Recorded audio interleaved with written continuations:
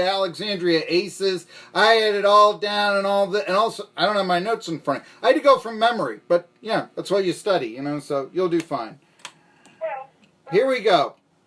Okay. My next guest, you may hear her saying, is Susan Miller Degnan. Now, my next guest is from the Miami Herald. She is styling and profiling down in South Florida as we speak. I believe in a nice convertible and all that, you know, living the Miami Vice lifestyle that they all do. Anyway, Susan Miller Degnan has been on this show before whenever the Miami Hurricanes have been of interest to the locals, let's say when they came up a few years ago and played Appalachian State. And now they certainly are of the locals' interest again, as ETSU is getting one of their quarterbacks.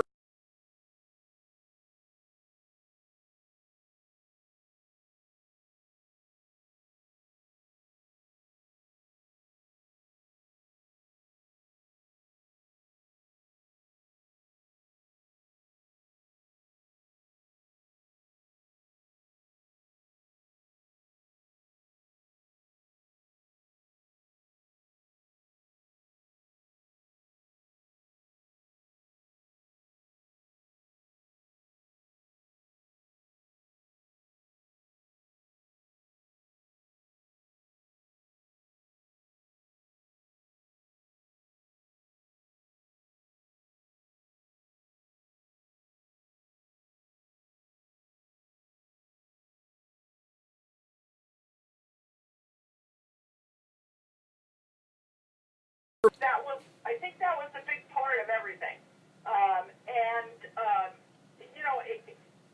He's only thrown, I think maybe 3 passes. I had all my notes, but That's what he has, yes, 3 passes. Yeah. I think last season he was a redshirt freshman. Yeah, and I just, he got suspended last year for 4 games, starting with the FSU game. And, 4 games is a lot. And, they never tell you why he got suspended. And it was not his first suspension. Obviously, you don't go from 0 to 4 unless it's something really bad that we've already found out about it. Who knows what it could be? It could be some kind of drug testing that he failed. I don't know. But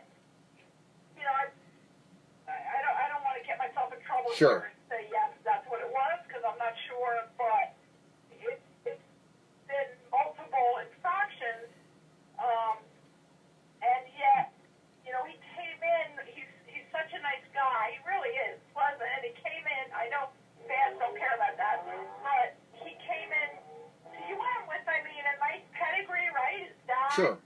Casey, was a Heisman Trophy runner-up at FSU, and I think he went to Tampa Jefferson, and he was, a very, very good quarterback there. I think he got hurt maybe his senior year. He got hurt somewhere in there that set him back a little. But he just didn't, I think, do everything he was supposed to. UM, and as far as the actual athletic talent, he never won the job. So Sure. I think I've seen him throw. I think he's a smart kid, and I think if he turns himself around as far as whatever got him into trouble in the first place, and realizes how important this is to him, if it is important, then I think he's going to be fine. He never looked bad to me, but he never won any quarterback competition. Do you remember anything about his release? Because ETSU is going to be thin, or at least they don't have many starters returning. Their starting center is going from the offensive line, this sort of thing. So there's some, question about how good the blocking will be up front. Well, if you got a quick release, then that's in your benefit if that's the situation. Just ask Dan Marino. Do you remember anything when you saw him practice about his release? No, I can't say specifically. I thought he had a good arm, and I also thought he actually could run. He could tuck the ball and run also. I thought, and he was kind of a strong kid, but he just, I don't know.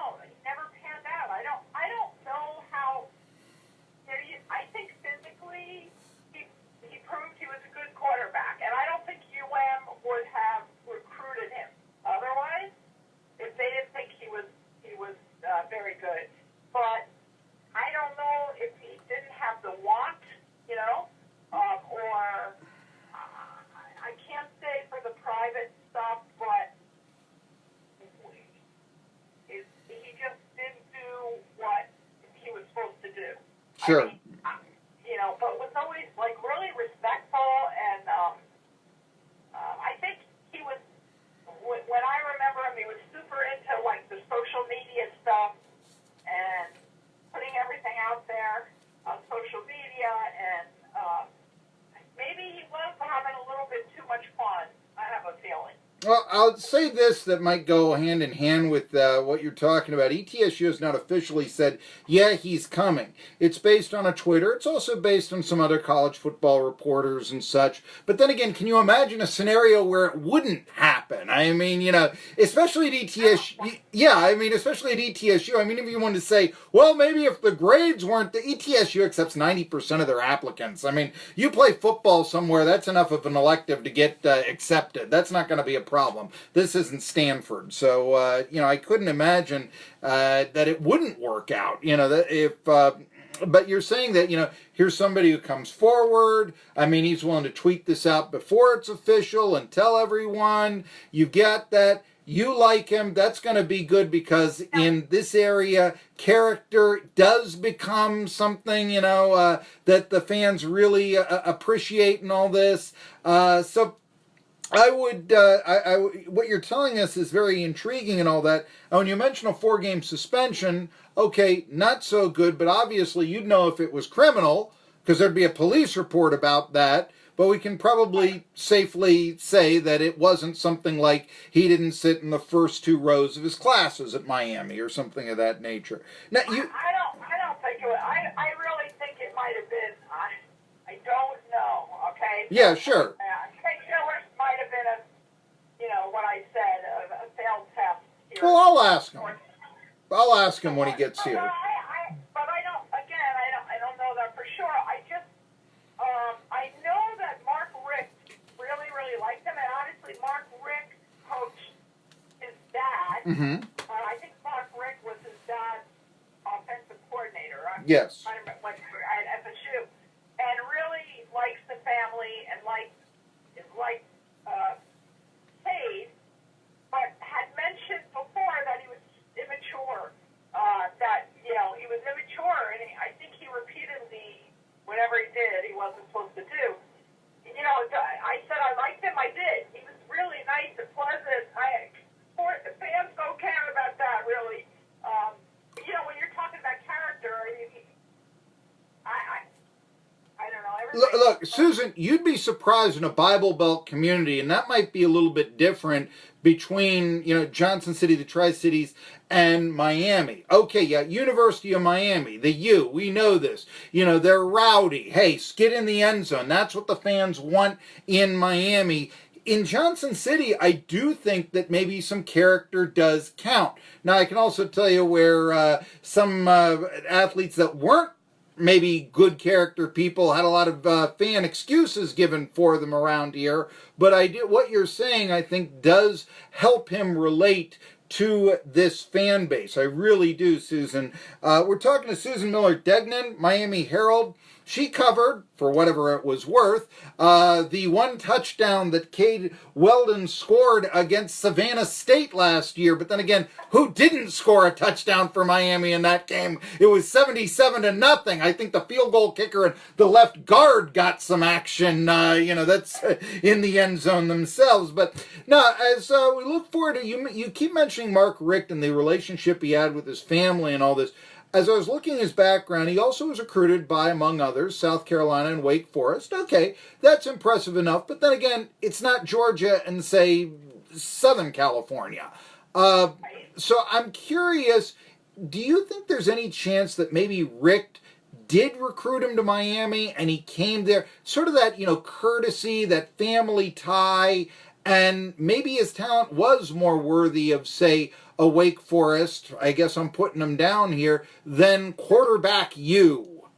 Maybe, but I don't believe any coach nowadays, no matter how well they know the family, especially at a major program, even though this program's been down at University of Miami, especially, would take the chance with the recent history with quarterback issues that UM did and just hire somebody because they know the family. No way. And I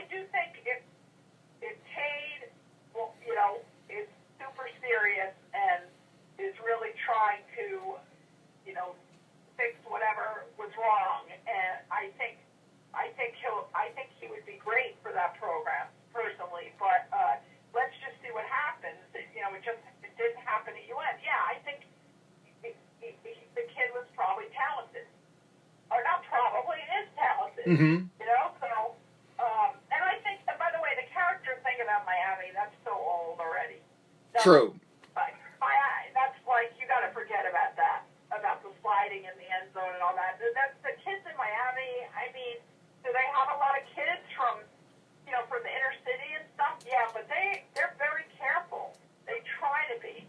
They've had some problems also, but, you know, compared to a lot of countries, a lot of programs around the country, Miami has been in pretty good shape over the years as far as the refs and stuff like that, and they really try to be upstanding, whatever, citizens. Just because they're from Miami and you're thinking the old, you know. You know, I even thought there was a bad rap back then because, you know, they said it was like, you know, gangster rap you or whatever, you know, Luther Campbell. I'm not getting the gangster rap from Bernie Kosar. I'm sorry. I just, you know, not happening there. And another thing that I would mention is I remember, you know, the old combat fatigues before the Fiesta Bowl, that sort of thing. I kind of think that if that steak fry incident came about now, Penn State would be the team that got the criticism for being racially insensitive. In 86, 87, Bad Boy U, that wasn't happening. But I think now, yeah, it would have been Penn State that it's, what are you talking about here in the famous steak fry incident? Do you agree? Well, I don't know. I can't say that now. I can just Yeah. tell you that, I mean, I do think Miami had some big mouth, big talking, you know. Warren Sapp. I mean, need we say more? I get it, yeah. Warren, a lot of those guys were, you know, they were great, man. They were really good, but now, honestly, Margie, they really are, for the vast majority of the kids are great kids, and they're not, and anybody that talks about the old time stuff, you're just behind the times. You can't, it doesn't, it's like cliche. Well, dang it, I'm a Andy Gustafson fan. How can we not talk, you know, about those times and all that? Jeez, I mean, my friend Stan Savran was the Miami play-by-play announcer in 75. I mean, come on, there's something to be said about that. Okay, we know that, yeah, Look, the old times are great. It's fun to talk about. I'm talking about the sliding and the end. I know, yes. They check how many penalties they have for that kind of thing nowadays. Not many. What'd they ever do with the city of Miami welcomes you to the Orange Bowl sign? Did they ever preserve that? I have no idea. That was football's most famous sign, stadium signage. Oh, geez, I actually went to the offense defense All-Star game, which was the last tackle football game in the Orange Bowl, on my own, so that I could see that sign. I actually covered it for some, like, Rivals and some outlets like that and such. But, yeah, I actually, because I wanted to go to the Orange Bowl. Because, you know, football's Wrigley Field. Come on, you know, that sort of thing. I'm not there anymore, but now. All right, here we go. But, no, what we do know is that ETSU is getting Cade Weldon. He comes from a football family. He comes from a good coach in Mark Richt. And we also know that, okay, he got into some trouble at Miami, but Susan Miller Degnan likes him. And you know what? That's good enough for me. I'm Marky Bilson, Tri-City Sports Now. We'll continue after this.